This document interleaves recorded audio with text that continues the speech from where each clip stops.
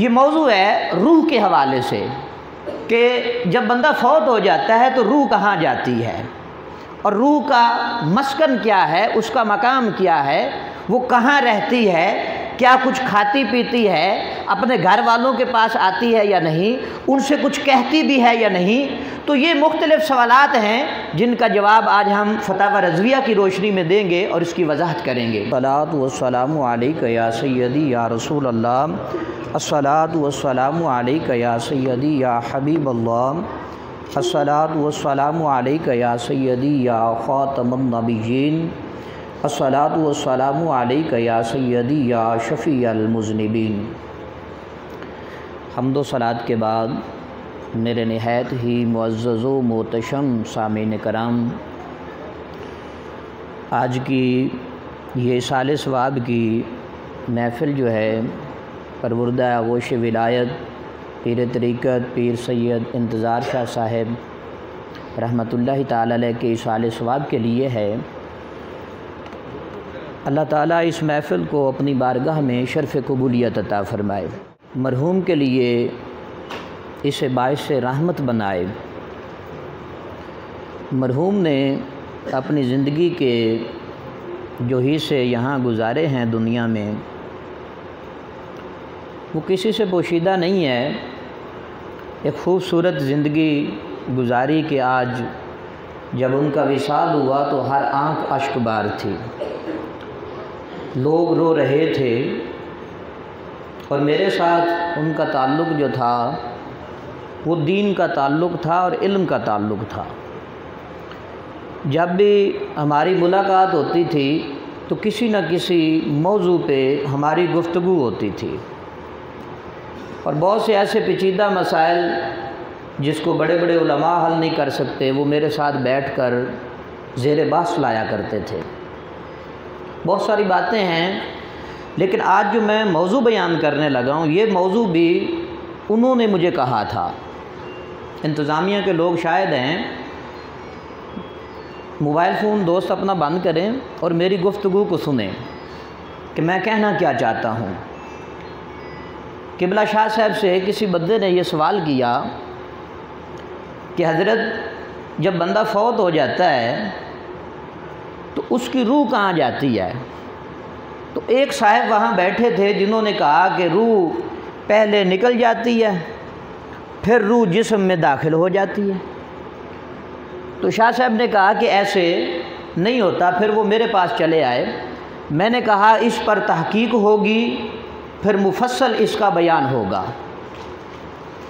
تو مجھے نہیں پتا تھا کہ یہ جو موضوع انہوں نے مجھے دیا ہے کہ ان کے اس اِیصال ثواب کی محفل پر میں بیان کروں گا، میرے علم میں یہ نہیں تھا۔ لیکن علم کی جستجو اور علم کی طلب جو تھی وہ ان کے اندر تھی، ہمیشہ دین کی بات سیکھنے کی کوشش کیا کرتے تھے۔ آج بھی بہت سے ایسے چہرے یہاں موجود ہیں جو میرے ساتھ دینی گفتگو اکثر کرتے اور مجھے خوشی ہوتی ہے۔ روح کے حوالے سے کہ جب بندہ فوت ہو جاتا ہے تو روح کہاں جاتی ہے اور روح کا مسکن کیا ہے، اس کا مقام کیا ہے، وہ کہاں رہتی ہے، کیا کچھ کھاتی پیتی ہے، اپنے گھر والوں کے پاس آتی ہے یا نہیں، ان سے کچھ کہتی بھی ہے یا نہیں۔ تو یہ مختلف سوالات ہیں جن کا جواب آج ہم فتاوی رضویہ کی روشنی میں دیں گے اور اس کی وضاحت کریں گے۔ خالق قدوس جل وعلا نے ارشاد فرمایا وَيَسْأَلُونَكَ عَنِ الرُّوحِ، اے میرے محبوب آپ سے روح کے بارے میں سوال کرتے ہیں کہ روح کیا چیز ہے۔ قُلِ الرُّوحُ مِنْ أَمْرِ رَبِّي، میرے محبوب آپ انہیں فرما دیجئے کہ روح جو ہے میرے رب کے حکم میں سے ہے، روح جو ہے میرے رب کے حکم میں سے ہے۔ وَمَا أُوتِيتُم مِّنَ الْعِلْمِ إِلَّا قَلِيلًا، روح کے متعلق تمہیں تھوڑا علم دیا گیا ہے، روح کے بارے میں قلیل علم جو ہے وہ تمہیں دیا گیا ہے۔ روح جب جسم کے ساتھ بدن کے ساتھ متصل ہوتی ہے تو اس کو انسان کہتے ہیں، اور جب روح جسم سے نکال لی جاتی ہے تو پھر وہ جسم جو ہے بے جان ہو جاتا ہے، اس میں وہ روح نہیں ہوتی۔ اب اگر کوئی بندہ یہ نظریہ قائم کر لے جس طرح یہ ہندوؤں کا نظریہ ہے کہ جب کوئی بندہ فوت ہو جاتا ہے اس کی روح نکل کر کسی دوسرے جسم میں منتقل ہو جاتی ہے، یہ ایک باطل نظریہ ہے۔ قرآن اور حدیث کے خلاف ہے یہ نظریہ، کیونکہ رسول اکرم صلی اللہ علیہ وآلہ وسلم نے روح کے بارے میں مختلف احادیث مبارکہ میں وضاحت فرمائی، جن کو ہم آگے بیان کریں گے۔ روح جو ہے یہ پاک چیز ہے، ہر جسم میں داخل ہوتی ہے۔ اگر کوئی بندہ اسے اپنے عمل کی بدولت، اپنے گناہوں کی بدولت، اپنے کفر اور معصیت کی بدولت اسے ناپاک کر دے تو وہ روح ناپاک ہو جاتی ہے۔ روح پاک بھی ہوتی ہے، روح ناپاک بھی ہوتی ہے، لیکن جو مومن ہوتا ہے، جو متقی ہوتا ہے، جو پرہیزگار ہوتا ہے، اس کی روح پاک ہوتی ہے، اور جو گناہوں کی دلدل میں پھنس جاتا ہے اور اپنے آپ کو کفر اور شرک پر لگا دیتا ہے، اس کی روح جو ہے ناپاک ہو جاتی ہے۔ روح کے متعلق جو ہے بہت قلیل علم جو ہے وہ دیا گیا ہے۔ یہ ہے فتاوی رضویہ شریف، اس کی جلد نمبر 9 ہے، جس کے تحت میں آج گفتگو کروں گا، اور اسی سے مختلف دلائل کا میں ذکر کروں گا۔ مختلف احادیث مبارکہ جو ہیں روح کے بارے میں جو شاہد ہیں اس کا میں ذکر کروں گا۔ اس سے پہلے میں ایک مثال آپ کے سامنے رکھنا چاہتا ہوں، جس کو فتاوی رضویہ کے اندر ہی اعلیٰ حضرت نے اس کو نقل فرمایا، کہ ایک بندہ جو آنکھوں سے اندھا ہے اور اس کے سامنے ایک حسین و جمیل باغ ہے، وہ اس باغ کو دیکھ نہیں پاتا، اور ایک بندہ جس کے پاؤں نہیں ہیں وہ اس باغ کے سامنے موجود ہے، لیکن اس باغ تک چلنے کی طاقت نہیں رکھتا ہے۔ اب جو اندھا ہے اس کے پاؤں موجود ہیں، اب ان میں سے ایک دوسرے کو کہتا ہے کہ چلو اس باغ میں چلتے ہیں، چل کر باغ سے کچھ توڑ کر کھاتے ہیں۔ اب اندھا جو ہے اس جس کے پاؤں نہیں اس کو اپنے کندھے پہ سوار کر کے لے جاتا ہے، اب وہ دیکھنے والا ہے، باغ سے جا کر وہ کچھ چیزوں کو توڑ لیتے ہیں اور ان کو کھاتے پیتے ہیں۔ اب اس مثال میں آپ نے سمجھنا ہے کہ ان دونوں میں سے قصور کس کا ہے؟ کیا اندھے کا قصور ہے؟ انہوں نے کسی کے باغ سے پھل توڑا، اندھے کا گناہ ہے، یا جس کے پاؤں نہیں ہیں اس کا قصور ہے؟ تو جواباً آپ کہیں کہ دونوں کا قصور ہے، کیونکہ اس برائی کے اندر دونوں مشترک ہیں۔ انسان کا جسم جو ہوتا ہے وہ بالکل سکت نہیں رکھتا چلنے پھرنے کی، کسی چیز کو پکڑنے کی، اس وقت تک اس میں طاقت نہیں ہوتی ہے جب تک اس میں روح کو داخل نہ کر دیا جائے۔ جب روح اس میں داخل ہو جاتی ہے تو روح اور جسم ملتے ہیں تو حضرت انسان بن جاتا ہے، اور پھر حضرت انسان جب کوئی بھی ایسا عمل کرتا ہے جس کی جزا اچھی نہیں ہے، جس کی جزا بری ہے، یعنی اس کا ٹھکانہ جہنم ہے، تو پھر اس عمل کے اندر دونوں سزا کے مستحق ٹھہریں گے۔ روح کو بھی عذاب بھی پہنچے گا، روح کو راحت بھی پہنچے گی۔ تو اس کی مثال رسول اکرم صلی اللہ علیہ وآلہ وسلم نے اس انداز سے بیان فرمائی کہ قبر جو ہے یہ یا تو جنت کے باغوں میں سے باغ ہے یا جہنم کے گڑھوں میں سے ایک گڑھا ہے۔ یہ انسان پہ ڈیپینڈ کرتا ہے کہ وہ اپنی قبر کو جنت کے باغوں میں سے باغ بنانا چاہتا ہے یا جہنم کے گڑھوں میں سے ایک گڑھا بنانا چاہتا ہے۔ اسی طرح جب انسان کے جسم سے روح نکل جاتی ہے، اب وہ جسم بے جان ہو جاتا ہے، اس اندھے کی مانند ہو جاتا ہے جو کچھ کرنے کی طاقت نہیں رکھتا ہے۔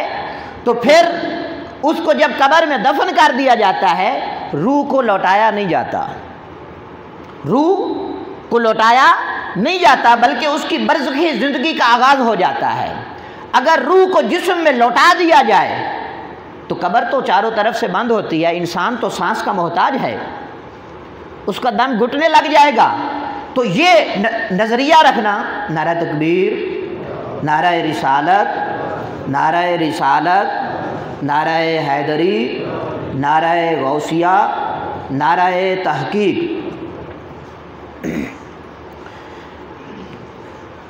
توجہ فرمائیں، جب بندہ قبر میں ہوتا ہے، اب اس کا اگر قبر جو ہے جہنم کے گڑھوں میں سے گڑھا بن گئی تو اس کو قبر کے اندر عذاب دیا جا رہا ہے۔ اب اس کی روح کہاں ہے؟ اس کے بارے میں بھی حدیث مبارکہ شاہد ہے۔ اس کی روح جو ہے اسے سجین کے اندر بھیج دیا جاتا ہے۔ یا پہلی زمین پر بھیج دیا جاتا ہے یا دوسری زمین پر بھیج دیا جاتا ہے، حتیٰ کہ 7 زمینوں میں سے کسی زمین پر بھیج دیا جاتا ہے، لیکن اس روح کا تعلق جو ہے وہ جسم کے ساتھ قائم رہتا ہے۔ اگرچہ وہ روح جسم میں موجود نہیں ہوتی لیکن اس کا تعلق جو ہے اس جسم کے ساتھ قائم رہتا ہے۔ اگر اس جسم کو اذیت پہنچتی ہے اس روح کو بھی پہنچتی ہے، اگر اس جسم کو راحت پہنچتی ہے تو اس روح کو بھی راحت پہنچتی ہے۔ اور میرے آقا نور مجسم شفیع معظم صلی اللہ علیہ وآلہ وسلم نے اس کی وضاحت فرمائی اس انداز سے۔ حضرت ابن مبارک رضی اللہ تعالیٰ عنہ بیان کرتے ہیں ان الدنیا جنت الکافر، کہ دنیا جو ہے یہ کافر کی جنت ہے، وسجن المؤمن، اور مومن کے لیے یہ قید خانہ ہے۔ وَإِنَّمَا مَثَلُ الْمُؤْمِنِ حِينَ تَخْرُجُ نَفْسَهُ كَمَثَلِ رَجُلٍ، ایک آدمی کی مثال اس انداز سے ذکر کی گئی کہ جب اس کے جسم سے روح نکل جاتی ہے وہ آزاد ہو جاتا ہے۔ کیا ہو جاتا ہے؟ آزاد ہو جاتا ہے۔ پہلے پابند تھا، یہ کرو وہ کرو، نماز پڑھو، روزہ رکھو، حج کرو، زکوٰۃ کرو، اب وہ ان چیزوں کا مکلف نہیں رہا، اب اس کو آزادی مل گئی ہے۔ اب اس کی روح جو ہے اس کے 2 انداز ہیں، یا تو وہ جنت میں جائے گی یا جہنم میں جائے گی۔ اگر جنت میں جاتی ہے تو پھر اللہ تبارک و تعالیٰ کی طرف سے اسے اختیار دیا جاتا ہے کہ جہاں تو جانا چاہتی ہے چلی جا۔ وہ جنت کے میوے کھاتی ہے، جنت کے پھل کھاتی ہے، لیکن جہاں اس کا دل چاہتا ہے، جہاں وہ چاہتی ہے وہ چلی جاتی ہے۔ اس پر مختلف حدیث مبارکہ شاہد ہیں۔ امام ابن مبارک نے کتاب الزہد کے اندر ابو بکر بن ابی دنیا سے نقل کیا، وہ ابن مندہ سے روایت کرتے ہیں، انہوں نے سلمان رضی اللہ تعالیٰ عنہ سے روایت کیا، کہتے ہیں کہ ان ارواح المومنین فی برزخ، کہ مومنوں کی روحیں جو ہیں وہ برزخ میں ہوتی ہیں، من الارض، زمین میں سے، تذهب حیث شاءت، وہ روحیں جہاں چاہتی ہیں وہ چلی جاتی ہیں۔ لیکن ونفس الکافر، اور کافر کی روح جو ہے فی سجین، سجین کے اندر اس کو قید کر دیا جاتا ہے۔ کافر کی روح جو ہے اس کو آزاد نہیں چھوڑا جاتا ہے، وہ ہمیشہ قید میں رکھ دی جاتی ہے۔ اور ایک اور روایت جس کے بارے میں امام نصفی نے اس کو اپنے فتاویٰ کے اندر ذکر فرمایا، امام نصفی بہت بڑے امام ہیں جن کی شرح عقائد نصفیہ ہر مکاتب فکر کے کورس میں پڑھائی جاتی ہے۔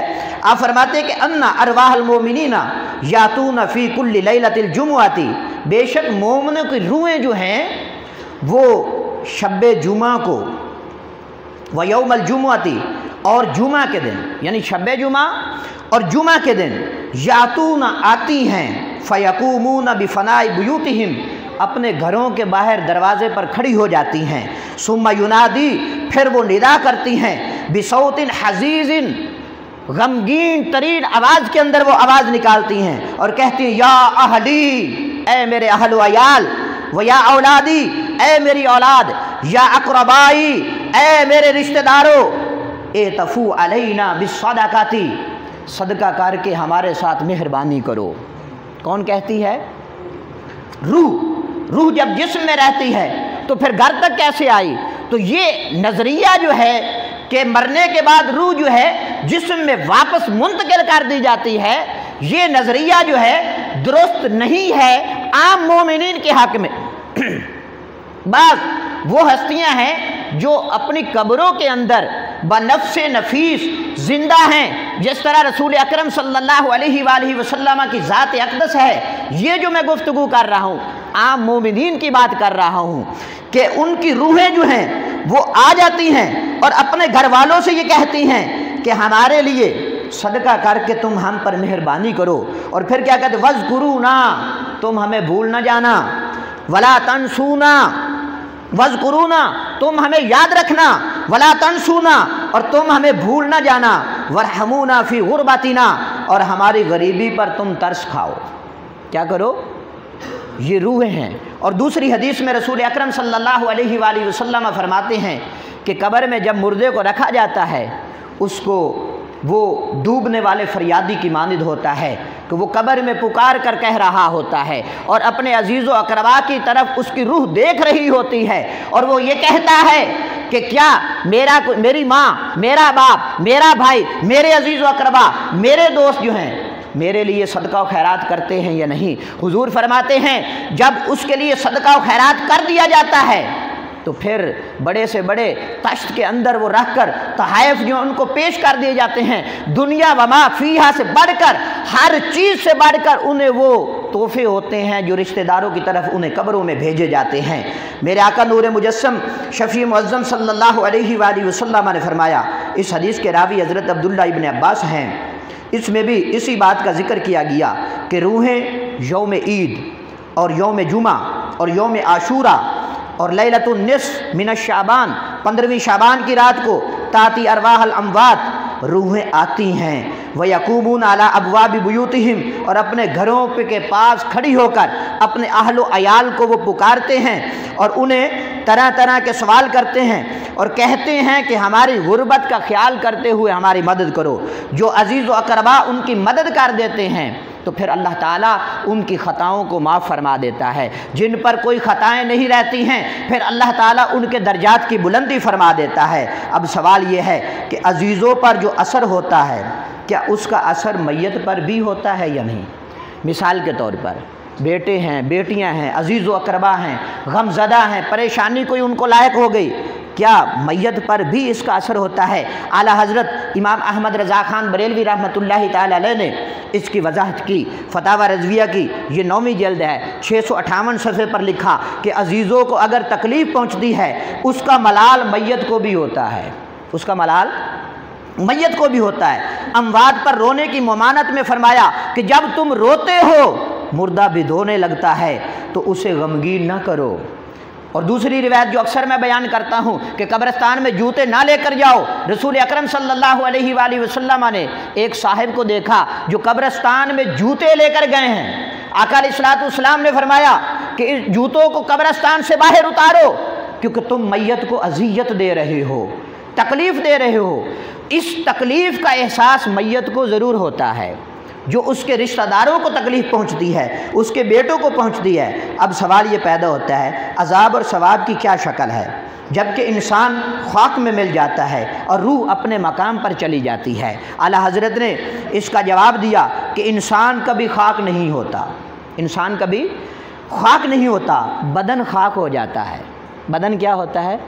خاک ہو جاتا ہے۔ بعض بدن بھی ایسے ہیں جو خاک نہیں ہوتے ہیں، مثال کے طور پر حافظ قرآن ہے، قاری قرآن ہے، عالم دین ہے، ایسے جو ہیں ان کے بدن جو ہیں ان کو مٹی نہیں کھاتی، اور حدیث مبارکہ ہے کہ انبیاء اور رسول کے اجسام کو بھی مٹی نہیں کھاتی، اللہ تعالیٰ انہیں قبروں میں بھی رزق عطا فرماتا ہے۔ اور بعض جن کے بدن جو ہیں وہ خاک ہو جاتے ہیں ان میں بھی کل خاک نہیں ہوتا، جز خاک ہوتا ہے، اور کچھ اجزائے اصلیہ دقیقہ ہیں جن کو عجب الذم کہتے ہیں، وہ نہ جلتے ہیں نہ گلتے ہیں، وہ ہمیشہ باقی رہتے ہیں، اور کل قیامت والے دن انہی کی بدولت اس کو اٹھایا جائے گا۔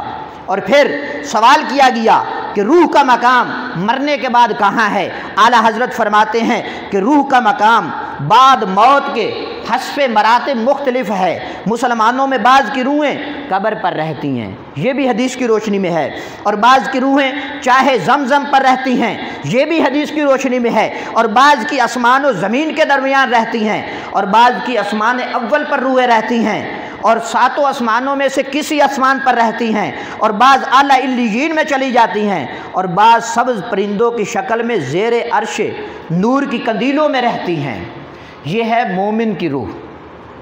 اور یہ جو میں نے سبز پرندوں کی شکل کا ذکر کیا ہے، اس سے وہ نظریہ قائم نہ کر دینا جو ہندوؤں کا نظریہ ہے، وہ کہتے ہیں کہ روح جو ہے ایک جسم سے نکل کر دوسرے جسم میں منتقل ہو جاتی ہے، تو ایسا نظریہ مسلمانوں کے درمیان نہیں ہے کہ وہ روحیں جو ہیں ان کو اللہ تعالیٰ پرندوں کی شکل عطا فرما دیتا ہے، لیکن وہ کسی جسم کے اندر داخل نہیں ہوتی ہیں، اور ان کی جو وہ اجسام ہوتی ہیں وہ روحانی ہوتی ہیں۔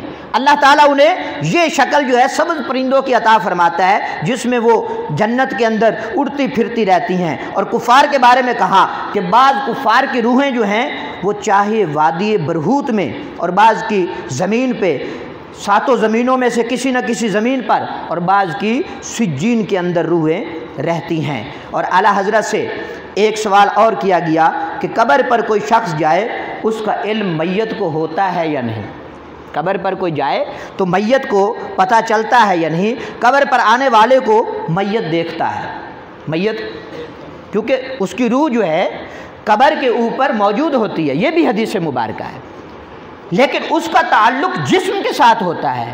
اگر قبر میں جسم کو تکلیف پہنچ رہی ہے تو اس کی شدت کو روح بھی محسوس کر رہی ہے، اور اگر اسے راحت پہنچ رہی ہے، جس طرح قبر جو ہے جنت کے باغوں میں سے ایک باغ ہے، تو پھر وہ روح بھی اس کی لذت کو محسوس کر رہی ہے۔ آقا علیہ الصلوۃ والسلام نے فرمایا کہ مردے جو ہیں قبر میں رہتے ہوئے جو قبر پر آنے والے لوگ ہوتے ہیں ان کے قدموں کی آہٹ کو بھی وہ سنتے ہیں، ان کی آہٹ کو بھی وہ سنتے ہیں، اور ان کے کرنے والے سلام کا وہ جواب بھی دیتے ہیں۔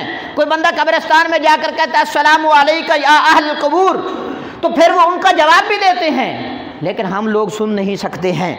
اور قبر پر آنے والے کو میت دیکھتا ہے، اس کی بات سنتا ہے، اگر زندگی میں پہچانتا تھا کہ اب بھی وہ پہچانتا ہے، اگر اس کا عزیز یا دوست ہے تو اس کے آنے سے اسے انس حاصل ہوتی ہے، اسے انسیت حاصل ہوتی ہے، وہ اس سے مانوس ہو جاتا ہے۔ جس طرح دنیا میں کوئی بندہ غم زدہ ہوتا ہے، پریشان ہوتا ہے، کسی دوست کے پاس جا کر تھوڑی دیر بیٹھ جاتا ہے، اپنا دکھڑا سنا لیتا ہے، تو اس سے اسے تسکین مل جاتی ہے، سکون قلبی حاصل ہو جاتا ہے۔ اسی طرح قبر میں رہنے والے جو مردے ہیں، جب آپ قبر پر اس کے پاس جاتے ہیں، جا کر کچھ پڑھ دیتے ہیں، تو اس سے اس کو انسیت حاصل ہوتی ہے، وہ راحت محسوس کرتا ہے۔ اور یہ ساری باتیں جو ہم نے کہی ہیں یہ احادیث مبارکہ میں ان کا ذکر موجود ہے۔ اور اعلیٰ حضرت سے ایک اور سوال کیا گیا کہ جو جمعرات کو انتقال کر جائے، جمعرات والے دن فوت ہو جائے، اس پر عذاب قبر ہر جمعرات کو یا دائمی معاف ہو جاتا ہے یا نہیں؟ یہ سوال کیا گیا۔ آپ نے فرمایا کہ جمعرات کے لیے کوئی حکم نہیں ہے۔ کوئی بندہ جمعرات کو فوت ہو جائے تو اس میں حدیث میں اس کا کوئی ذکر نہیں ہے۔ شب جمعہ کا ذکر ہے، شب جمعہ، جمعرات گزر گئی، مغرب کے وقت سے لے کر طلوع فجر تک یہ شب جمعہ ہے۔ اگر اس رات میں کوئی فوت ہو جاتا ہے، یا روز جمعہ کو کوئی فوت ہو جاتا ہے، یا رمضان المبارک میں ہر روز کے واسطے رمضان المبارک میں کسی دن کوئی فوت ہو جاتا ہے، جو مسلمان ان میں مر جائے گا، یعنی ان دنوں میں رمضان المبارک میں یا شب جمعہ کو یا روز جمعہ کو، سوال نکیرین اور عذاب کرم سے وہ محفوظ رہے گا۔ منکر نکیروں کے سوالات بھی نہیں ہوں گے اور عذاب سے بھی وہ محفوظ ہو جائے گا۔